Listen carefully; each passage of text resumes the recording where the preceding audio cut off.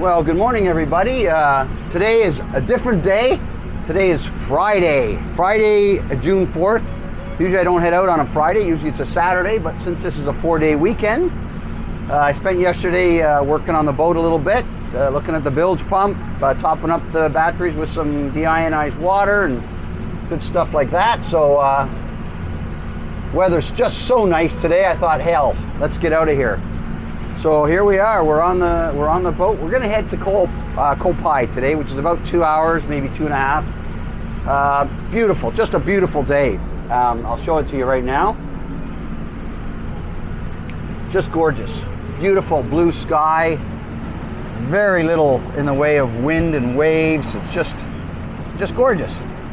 It's supposed to be hot. It's supposed to be about 40 degrees Celsius today, which is Fahrenheit is 40 is 70, over 100 degrees Fahrenheit. So it's going to be a warm one, and with no wind, it's going to be a hot one today. So warm, very humid, sweaty day. But hey, that's the way we like it sometimes when we're on a boat. So I'm a happy guy. I think we're going to have hopefully have a really good couple days here. I want to try and catch a fish. That's the goal. Catch a fish. If I catch a fish, I might stay out for 2 nights. Because then I have enough food. If I don't catch a fish, it might only be 1 night. So put a lot of pressure on myself, but that's okay. I got broad shoulders, and I like to rise to a challenge. So this is what we're doing. So anyway, I just headed out of the marina now. Maybe I'll touch base again once we get a little bit on the way. But so far everything's good. The engines are running good. Temperature's good. The voltage is good. Here, you can take a look. I'll show you. There we go. These are the gauges I look at. Make sure everything's within the normal range. And then I got the temperature sensors here for exhaust temperature. And there's my autopilot. There's my my sounder, which has got radar and depth and my GPS and all that good stuff. So those are the instruments that keep us going in a straight line. Preferably in a straight line. Sometimes not, but we'll touch base a bit later. Just for everyone to see, there's the skyline off of Pattaya in Chonburi, Thailand. So you can see the skyline's nothing like it would be in some big coastal city in North America like Florida or something like that. I mean, it's actually kind of sparse, but for us here, we think it's kind of crowded. So I guess it's all about your perspective. Just thought I'd show you a little bit. Well, good afternoon, everybody. Here we are at anchor here. Actually, I said I was gonna go to Koh Phai, and actually decided to go past Koh Phai, and I went another half hour out, and I'm at some little piddly ass island. I don't know what the hell it's called. It's a little sandy, sort of rocky, sandy beach. A bunch of Thai people having some fish barbecue. Some boats around fishing. A couple guys on jet skis fishing. And I'm here enjoying a San Miguel Zero. Found it back in stock, so I thought we'd have a San Miguel Zero today and just relax a little bit. It was a beautiful sunny day, as you remember. Now the big cloud banks rolled over. Hopefully the other side's nice and blue, so it'll come out to be nice and blue in maybe an hour or so.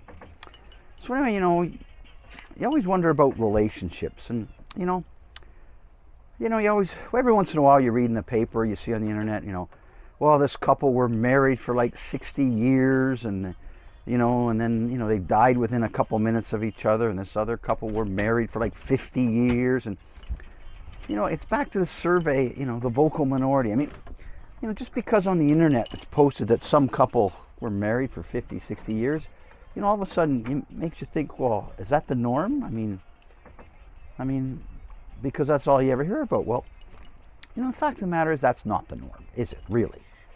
I mean, if you look at the averages, I think average marriages don't last 50, 60 years. There's always the outlier.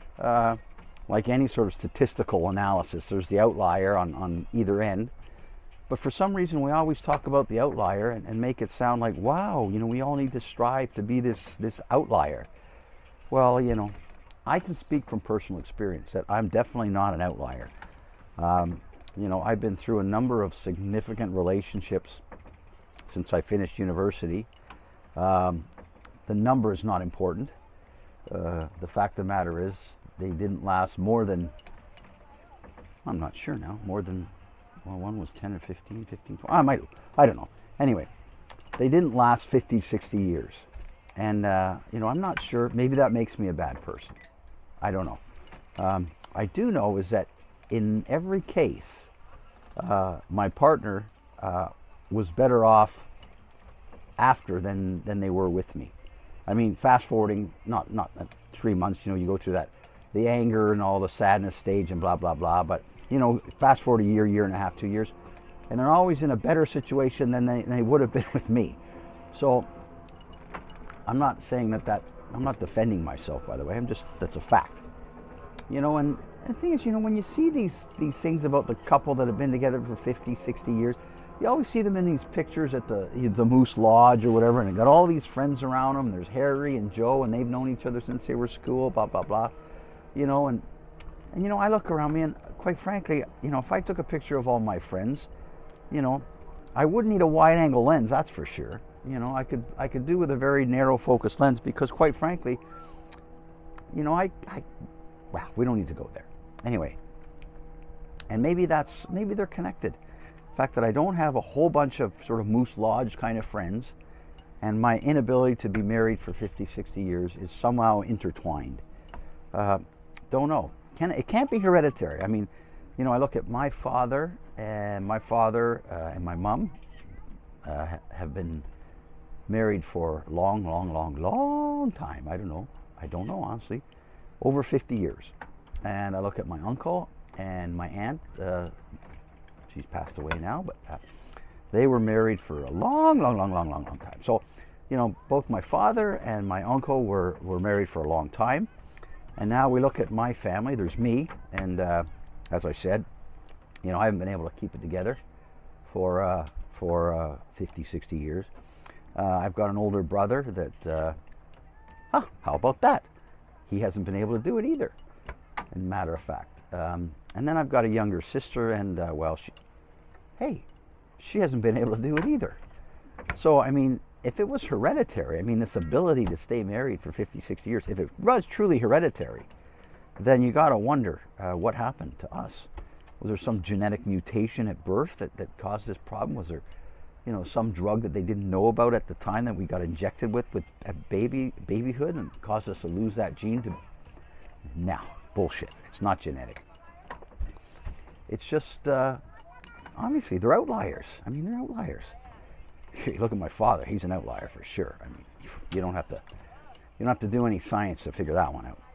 So, I think you got to feel good about yourself, and you try to do the right thing. And sometimes you do the right thing, and sometimes you don't do the right thing, and that's the way it goes. Obviously, I'm at fault for all the failures. I take full responsibility for it, but. It still bothers me when you see these things about this 50-year-old marriages and blah, blah. They're outliers. They're statistically insignificant. The average is not there. The mean is not there. They're not even within 3 standard deviations of the mean. They're outliers. In a scientific experiment, you throw that piece of data out, say, look, if this is not even worthy of being part of the sample size, it's such an outlier. And I'm convinced that's what 50, 60-year-old marriages are. So anyway, that's it for now. I'm a little bit tired. I haven't had a drink, a beer. So I'm going to have a couple sips of beer. And then we'll talk a little bit later. I don't...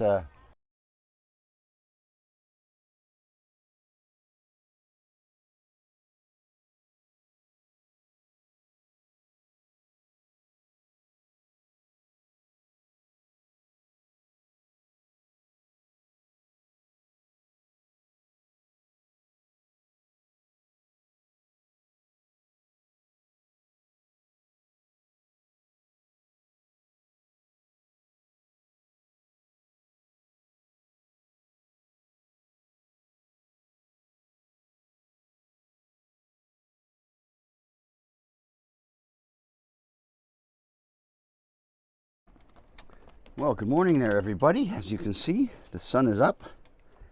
It's 7:30. I've been up for a couple hours.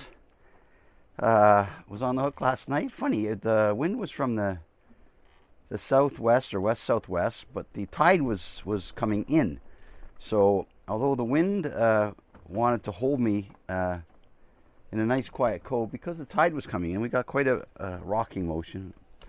Not quite on the beam, but say 3/4 beam. So it wasn't uncomfortable per se. It was just kind of a constant sort of rocking. I guess if I was a baby crying, I'd probably fall asleep.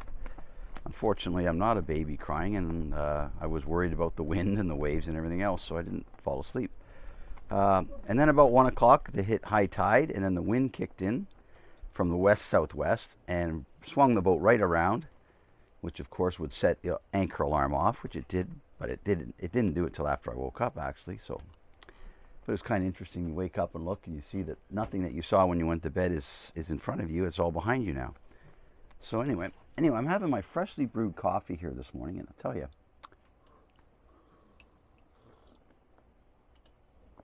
it tastes really good. I mean, really, really good. So I'm thinking once we finish up eating some breakfast here, have a little sausage, probably pull up anchor, and then we're going to go fishing for a while. And then maybe we'll stop at another little beach. Boy wants to go to the beach. And well, folks, headed back into the marina now. It's been an eventful couple of days. Contemplated actually staying out again tonight. One small but critical issue came to the forefront. We weren't lacking in food. That was not a problem, but we only had 2 bottles of San Miguel Zero left. That was a problem, and that's a big problem. So, you know, I had to make a management decision, and we're headed back in, and that's all there is to it. So wind picked up a little bit today, but it's still not too bad. We're actually heading right back with the wind, so we're on a following sea, so it throws the tail around a little bit now and then, but cruising at 7.2 knots, 1700 RPM. Everything looks good. Weather's beautiful. Nice day. Didn't catch a damn thing. I am trolling right now, so I might catch something. If I do, I'll come back online, but right now, skunked again. So anyway, cheers.